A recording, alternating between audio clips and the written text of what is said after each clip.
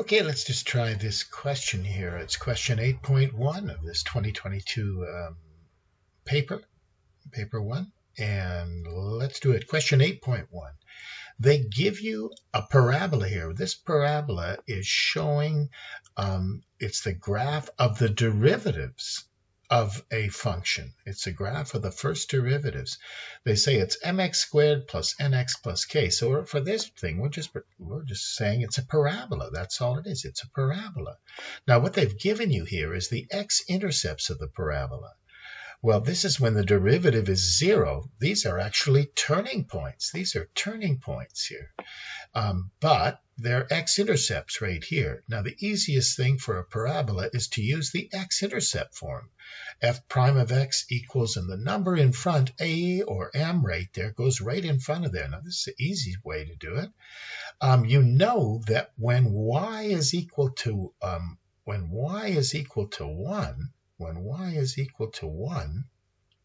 x is equal to 0. So all you do is substitute. Y is 1, x is 0, and you can solve for m.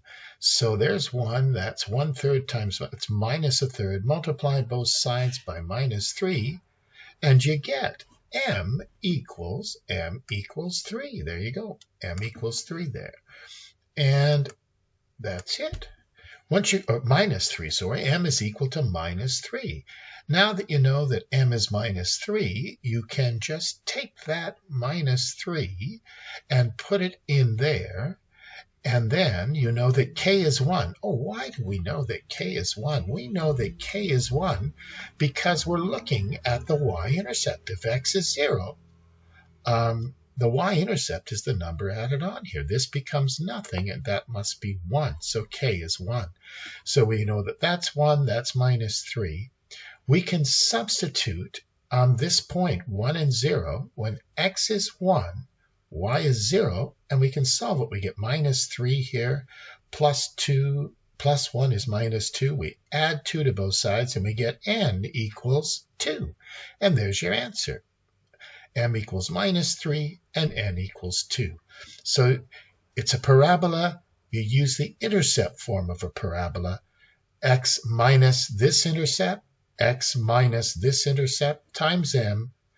That's the intercept form. And then you just substitute in this point of x is 0 and y is 1 and solve. That's how you get m. And then substitute that back into this question, because now we've got m and we got k. Gee, you know, the first time I did it in a funny way. I don't even know. I took minus 1/3 and put it into this function and got an equation in n and m. And then I took 1 and put it in and got an equation in n and m. And then I solved the system of equations, and I got n was 2 and m is minus 3. You can stop the video and take a look at it. I know it wasn't the best way of doing things. Okay, I think that's it. Maybe I'll just stop there with 8.1. There we go. Yeah, maybe I will.